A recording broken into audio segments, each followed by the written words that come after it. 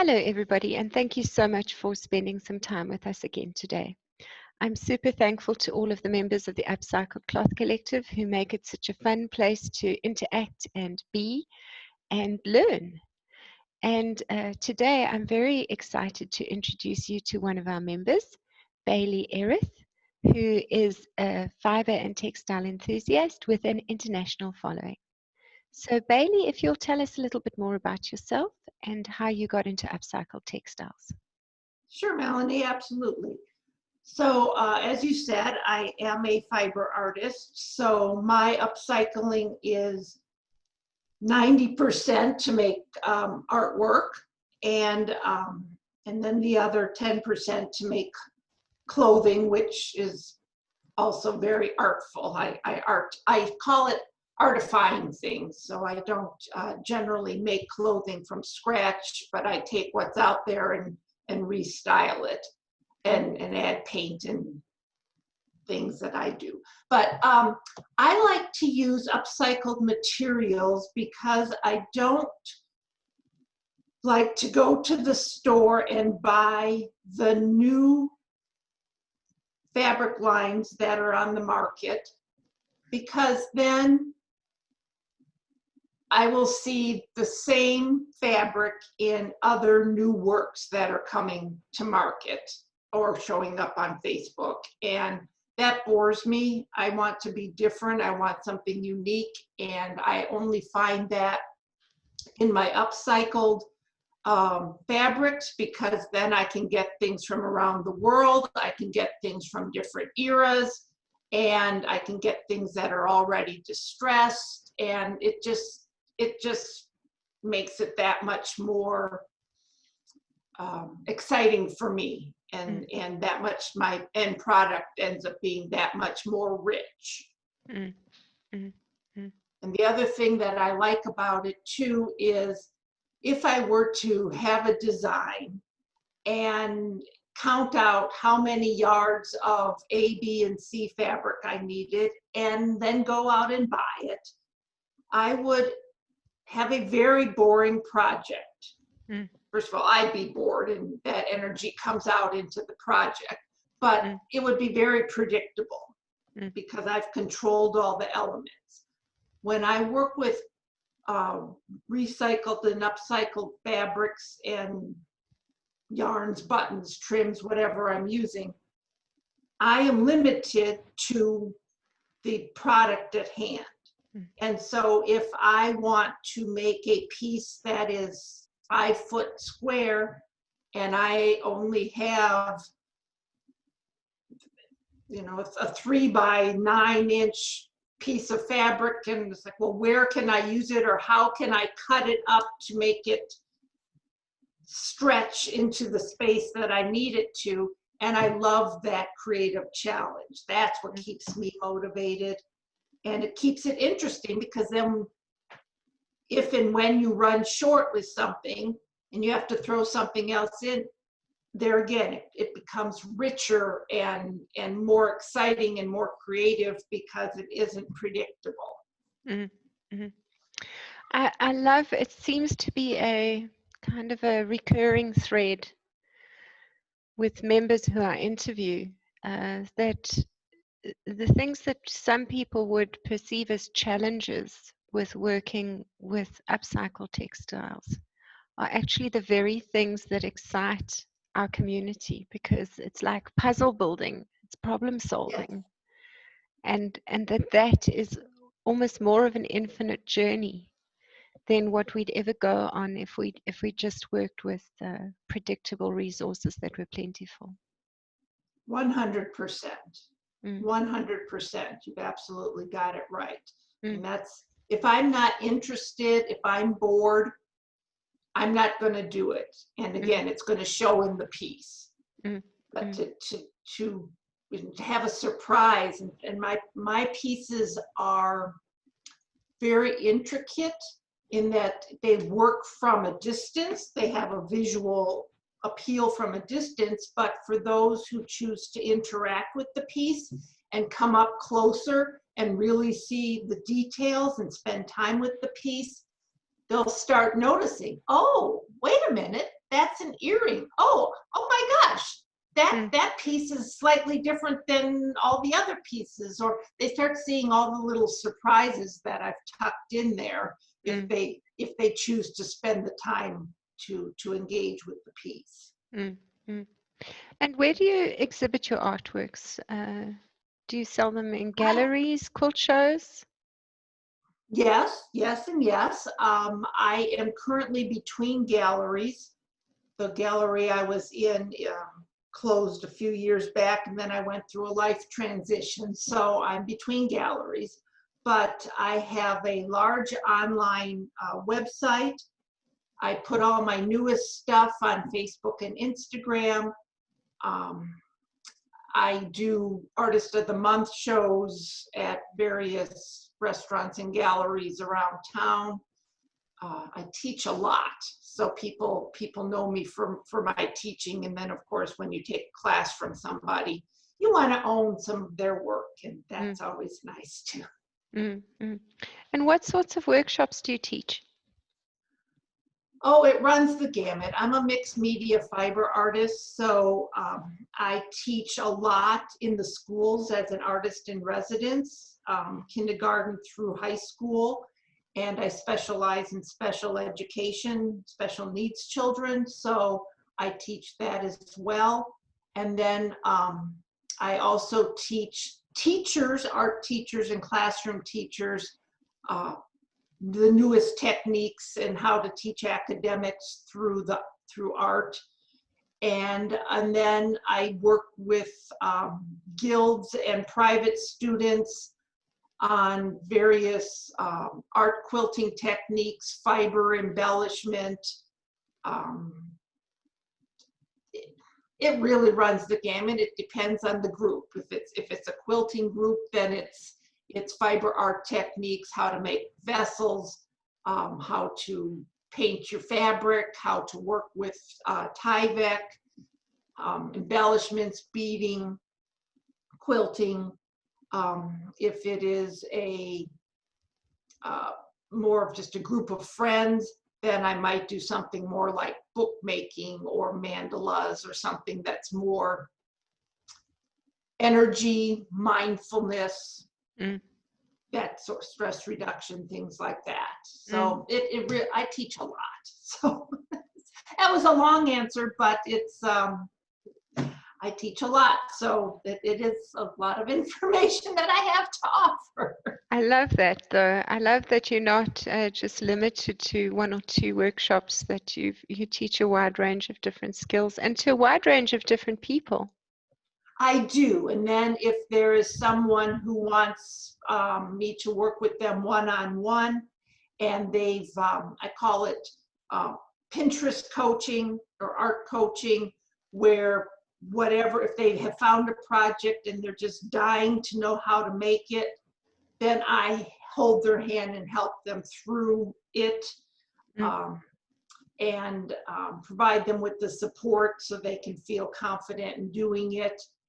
And that's so we don't have to start with foundations. We can just start somewhere in the middle and get them to the end result, and that will motivate them to move forward to try something else because they were successful without having to spend years on all the foundation stuff. Do you feel that a lot of people get kind of too almost wrapped up in that foundational stuff that's maybe not necessary? I think there is definitely a need for foundation. You have to know the rules in order to break the rules. But there are people who get so stuck in the rules that they can't, when something I see, and I'm not calling anyone out, but I will see, like on the art journaling books, Facebook pages, and somebody will post, am I allowed to, first of all, it's your art. So do what you want. Second of all, it's art journaling, I mean, there's not, do what you want. You don't have to ask people's permission. You know, if that falls within the confines of what is art journaling, that makes no sense to me. For example, I taught a class once on it was triangle piecing for quilting, and one of my students was so upset because some of her corners had gotten blunted, and you can't, when you're dealing with triangles, you've got bias, and so you can't really undo it. It just makes the problem worse. And she was so upset because she wanted it to be perfect, and it was her first quilt. And so I said, well, you know, this is what you can do. You can take a button and you can sew it right there over the top of the blunted corner, and then add a few other buttons elsewhere so that you're replicating this addition, and the problem ceases to exist. And she saw the light, she saw the clouds part, and she's like, fire angels came down. She's like, oh my gosh, this is just like, yes, and it's the principles of art. You need to know about foreground and background, and then how to tie that information into whatever medium you're working with. So yeah, that's how I like to teach. I like everyone to be successful, but it's knowing the tricks. It's knowing the tricks to getting there. I think that's such a valuable learning. Thank you for sharing that with us, because I've met a lot of students who get hung up on that one thing that they've done wrong, and then they never make anything again, or they get hung up for years before they even try again because of something like that that's happened, that really is just a very small thing, you know, and very often just a mistake of a beginner. With a little bit more practice, it goes away. Yeah, exactly. And when you're talking about art or fashion, okay, you made a shirt and one sleeve is an inch longer than the other sleeve. It happens.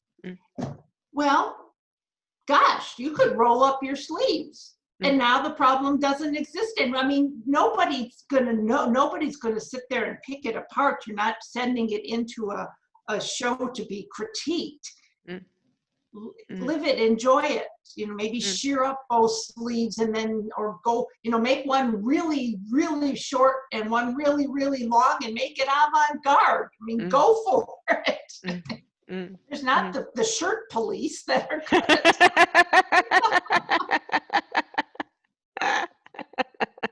I love that. I love that. You seem to have a really free-spirited way of teaching. I do. Yeah. I like to have a good time, and I like my students to have a good time. And so there's no sacred cows. We just do it. We just do it and have a good time. I love that. I love that. It shows a generosity of spirit, and just a sense of fun that I think is often missing from these very regimented kind of methods of teaching. I agree. I agree, and I want to be the other. I want to be the anti of that. What do you enjoy most about teaching, Bailey? Well, teaching, I like to see my students have an aha moment, and to be like, I had no idea that I could do that. Yes. And to want to do more. Yes. To want to do more. That's what makes me really excited. For example, a lot of the schools that I teach in are very poor rural communities in Appalachia here in Tennessee. And I went to one school, and these kids were, I mean, they've got a lot of issues, these poor kids, and they had behavior problems. If they weren't concentrating on sitting, they would fall out of their chair. it was a horrible learning environment. It was a horrible teaching environment. And it was just a constant battle. So the next year that I came out there, I said, you know, we're going to try mandalas and just see what happens. Because that takes so much concentration, but it builds concentration and it centers you and it calms you. And I brought it out, and to the person, they all loved it. Everyone got quiet. There were no behavior problems. No one fell out of their chair. At the end of the class, they're, Miss E, can I have a worksheet to take home? I want more of this. And that was, I mean, that just makes me tingle. That was just icing on the cake for me. And then when I come back the next year and they tell me, oh, I've been making, you know, that project we did last year, it was so much fun, and I've been making, especially when I'm doing books, I've made so many books in the past year, I just love it so much, what are we going to learn this year? So that for me is what it's all about. You definitely sound like a very passionate and engaged teacher. I want to sign up too. Please do. Please do. There's my classes are always like a big family. There's always room for one more, is what I say. Oh, I love that. I love that. Are there any downsides to teaching for you? Downsides to teaching. It gets old after a while to live out of your suitcase. And a lot of these communities that I teach in don't have the best selection of hotels or restaurants. And so you're not eating as healthy as I would choose to eat. You're not sleeping in as nice of a environment. I mean, it's not a vacation. It's not a vacation. And it's a lot of physical work because I'm taking bins and bins of materials in and out of the school. So it's a lot of packing and lifting and unpacking. But I love it. I love it. And I have set up my business to be cyclical so that I have my teaching periods that are kind of condensed together. And then I have my studio time, which is blocked off so that I can have quality blocks of time in each environment and not just every day I'm teaching and I'm in my studio. I would get nothing out of either. So I've set it up in a way that works for me and my personality. That's very insightful. I at one stage was on the road for about 5-6 years where I was constantly teaching, and I certainly know for myself that I became burned out of that process, and there was just a point where I was like, okay, now I got to stop in one place. I can't keep this up anymore. Exactly. Yeah, I am not, I'm a homebody. I like to nest. So I would never do that. Just would never. The way I've got mine set up is I try to do a week on, a week off, or 2 weeks on, a week off. And I do that for about half a year. And then I've got a half a year of just my time in my studio. So that's kind of my cycle. It sounds balanced. Yes, I'm all about, well, I'm a Libra. that would make sense. Yeah, I'm very much about balance. I'm Pisces, so I'm always swimming in 2 directions. There you go. There you go. Exactly. And what are your favorite fabrics to work with? I love cotton. Cotton is probably my first favorite. And I'm really, really, really into batiks right now. I love the clear colors. I love the high fiber count. I love that the color goes through to both sides, so you don't have to even think about rights and lefts when you're dealing with scraps. You just can grab and go. So that's my current passion. I very much am drawn to African fabrics, and anytime I can get my hands on some of those in the thrift stores, I'm a pretty happy camper. But I do use silk, but like I said, cotton is probably my main fabric. And where do you source most of your fabrics? Everywhere. I hang out at the thrift stores. When I go on vacation, I make routes of the thrift stores at there, and I mean it's really obscene. I get things from people. I've been known. Oh my gosh.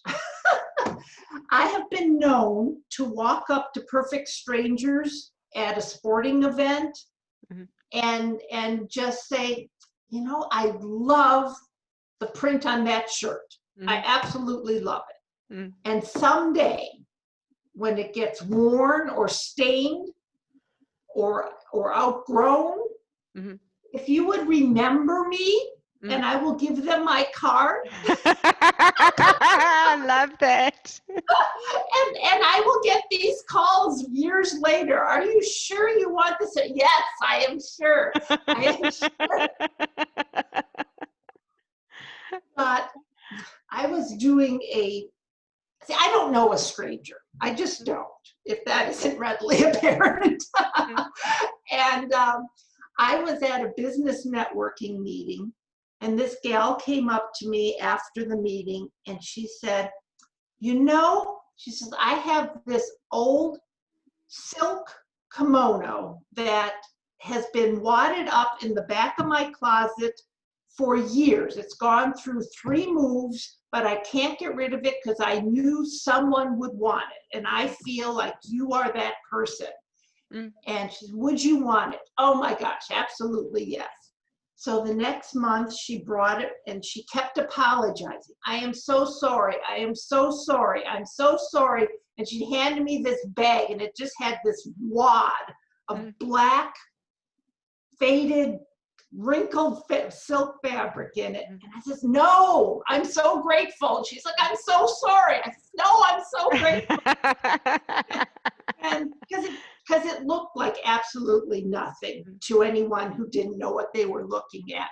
But I took it home and I cleaned it, and I took out all the hand stitching, and it was a man's kimono, and I found it had an exquisite hand embroidered birds in a marsh scene on the lining, but the head of the bird was missing. But I knew, because I know the rules, how they construct their garments, that they don't cut patterns, they keep the rectangles, and they just keep folding till it gets to the right size. So I took out the hand stitching, the whole bird was there, and then I did what I did, and I reinforced the fabric, and it's this huge, elegant, very formal art piece, and it is a showstopper.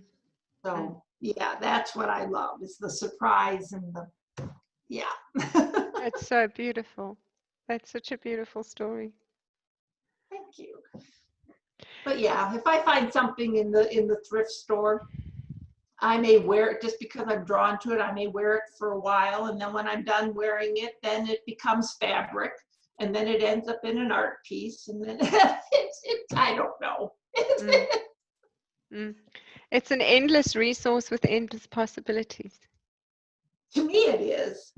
To me it is, absolutely. How do you think the world ended up in the place where the majority of people consider textiles to be kind of something you buy the garment, you wear it until it's got a hole or a mark, and then you throw it away? Commercialism. Okay. Just, I mean, we've been bombarded with it, with advertising. All the magazines have, what, 5 articles and then 50 pages of ads about how you need the newest. And then every season they come out with, oh, well, this season skirts are longer. Well, now they're shorter, or now they're fuller. So you had to, how dare you wear anything that isn't what's current? And so people who don't know how to change what they have to what's the newest style just start over. And we've lost, I don't know what schooling is like where you're at, but here in the States, we don't have what we call home ec or sewing classes. So people, those have really gone by the wayside. So people don't have a clue how to do it, even if they had the time or the talent. They would not have the clue. So it's just the world we live in, and it's become so easy and cheap. We've got so many stores that that sell disposable clothing.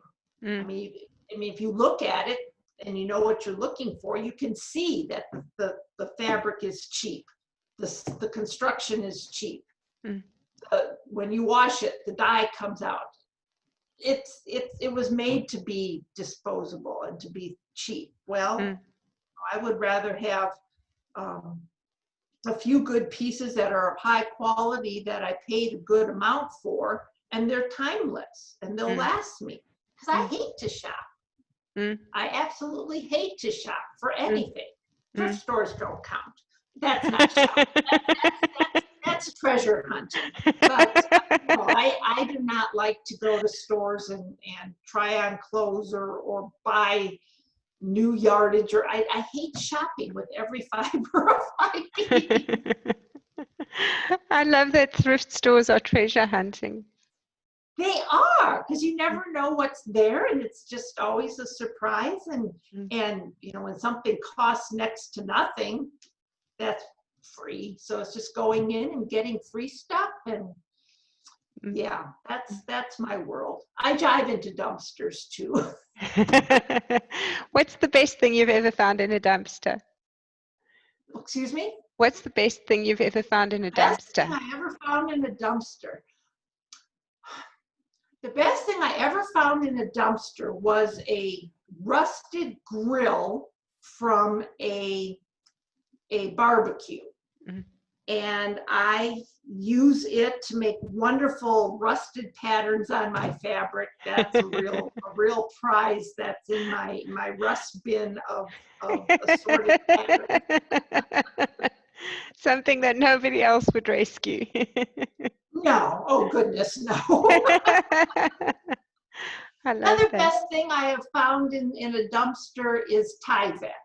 When a new house is being built and they just cut out for the windows, so there's these huge sheets of Tyvek that are just in the trash, and it's like, no, that is mine now. This is yardage. I love that. I love that. I see that we are moving towards the end of our time. You've been an absolute delight to speak to, Bailey. Thank you so much. I'm totally inspired after speaking to you. If anybody who is watching this would like to connect with you, where can they find you online? Oh, sure. I'm on Facebook. I'm on Instagram. Both of those are baileyfiberart. I just keep one name, and then you can go to all the different platforms. I've got a few YouTube videos up, not a whole lot, but that too is baileyfiberart. And that's, if anybody, what's that? For people watching, that's Bailey. Right, fiber, Fiberart. Okay, just so that everybody's got the right spelling. Yeah, that's right. And if anybody wants to reach out and email me directly, you certainly can do that. And that's Bailey at baileyfiberart.com. And I have a big website that's got work. It's got my books listed. It's got things I'm doing in the schools. And that too is baileyfiberart.com. So I'm out there. So it's easy to find. And how many how many books have you published, Bailey? I've contributed, because they were all group projects, I've contributed to 6 or 7. Mm-hmm. And then I've got been published in numerous craft and art magazines, how-to projects, things like that. So, okay. Yeah. So we can find your books on Amazon?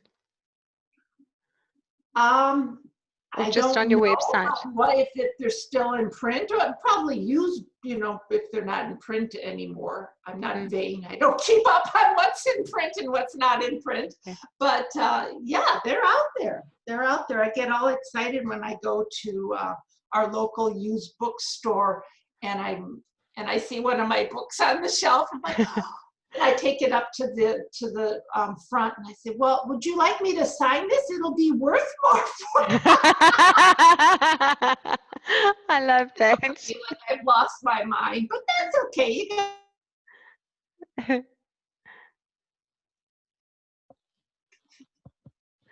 I love that. I love that. Thank you so much for your time. Thank you so much for sharing your inspiring story with us. Have a wonderful rest of your day. Thank you so much, Melanie. It was lovely to have this conversation. Have a good one. You too. Bye.